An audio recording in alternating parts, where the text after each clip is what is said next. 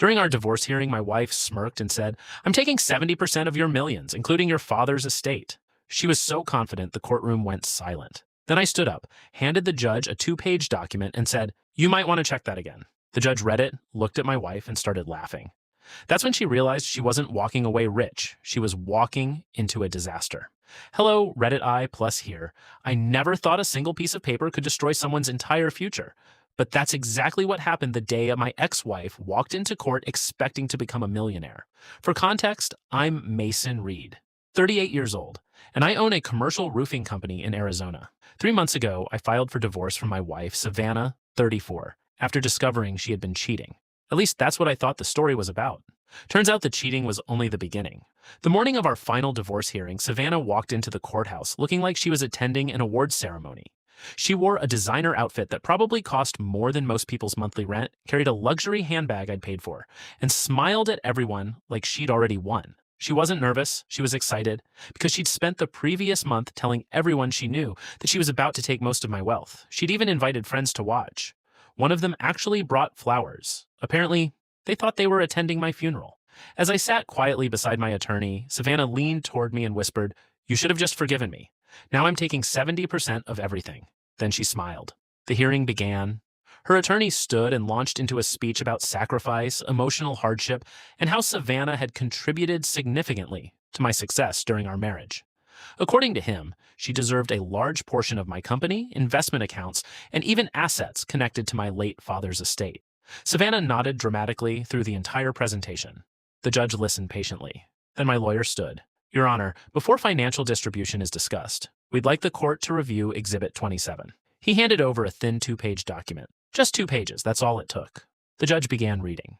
His expression changed almost immediately. First confusion, then surprise, then disbelief. By the time he reached the 2nd page, he removed his glasses, looked directly at Savannah, and started laughing. Not chuckling, actually laughing. The entire courtroom froze. Savannah's confident smile disappeared. Her attorney looked like he'd forgotten how to breathe. "Mrs. Reed," the judge finally said, still trying to regain composure, "this may be one of the most spectacular self-inflicted disasters I've seen in 20 years on the bench." The room erupted into whispers. Savannah looked completely lost. "What are you talking about?" she asked. The judge held up the document. The evidence wasn't just proof of infidelity, it was proof of financial fraud. See, about 8 months before discovering the affair, I'd noticed money disappearing from our accounts. Small amounts at first. A hotel here. An expensive dinner there. Luxury gifts I never received. Weekend trips that supposedly involved her girlfriends. The numbers didn't make sense, so I hired a forensic accountant. Best decision of my life. Over 6 months, the accountant uncovered a mountain of evidence. Savannah hadn't been spending marital money on herself. She'd been spending it on multiple men, not 1 affair, not 2, 5. 5 different relationships, each funded with money from our shared accounts, luxury watches, concert tickets, hotel suites, vacation rentals, designer clothing, cash transfers. When everything was totaled, she'd secretly spent nearly $82,000 supporting her affairs, and that's where her entire plan collapsed. Arizona courts may not punish someone simply for cheating, but they absolutely care when someone intentionally wastes marital assets. The report showed a detailed timeline of every dollar spent, every transaction, every receipt, every transfer, every lie. The judge looked at Savannah. "Instead of receiving money, you may be required to reimburse the marital estate." Her face went white. The judge continued, "No, based on the evidence submitted, the court finds substantial financial misconduct." Then came the hammer. Savannah would receive no alimony, no ownership stake in my business, no claim against assets protected through inheritance, and she was ordered to repay a significant portion of the funds she'd misappropriated.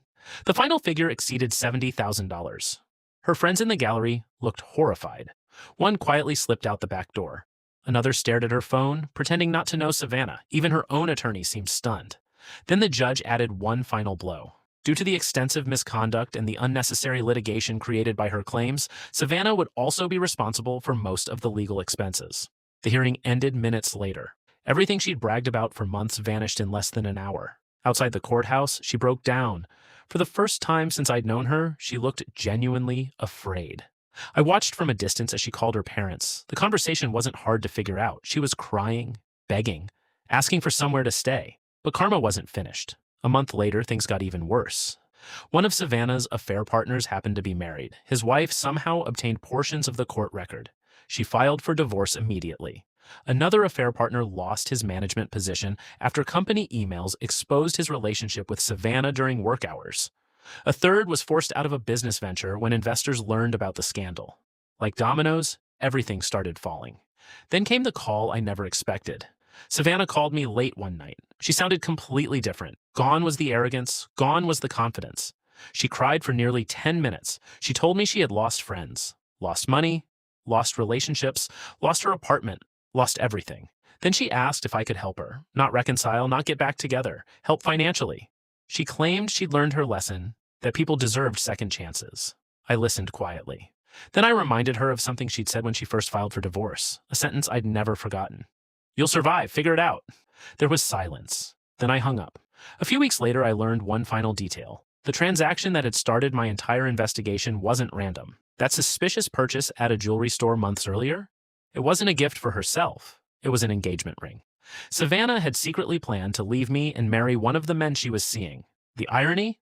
That same man disappeared the moment the court ruling became public. Apparently, he wasn't interested in building a life with someone who owed tens of thousands of dollars. Funny how that works. In the end, I didn't win because I was smarter. I won because I stayed quiet while she underestimated me. She thought divorce court was her payday. Instead, it became the day everyone discovered exactly who she was. And sometimes, that's the most expensive bill a person will ever pay. I thought that would be the end of it. Divorce finalized, money recovered, reputation intact, lesson learned. I was wrong. About 6 months after the hearing, my life had finally settled down. Business was growing, I had hired 2 new project managers, and for the first time in years, my house felt peaceful. No arguments, no lies, no wondering where my wife really was at midnight. Then one Tuesday morning, my receptionist walked into my office looking uncomfortable. "Mason, there's a woman here asking to see you." I didn't think much of it until she added, "It's Savannah." I nearly dropped my coffee. I hadn't seen her since court, not once, not even by accident. When I stepped into the lobby, I barely recognized her. The woman standing there looked nothing like the confident person who had strutted into court months earlier. The designer clothes were gone. The luxury handbag was gone.